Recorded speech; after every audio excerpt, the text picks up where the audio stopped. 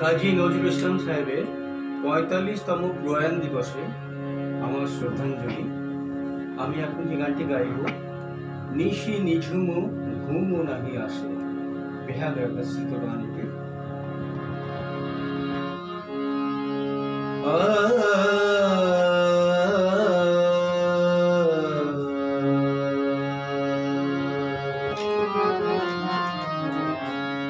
নিশি নিঝুম ঘুমও নাহি আসে, হে প্রিয় কথা তুমি দূর প্রবাসে।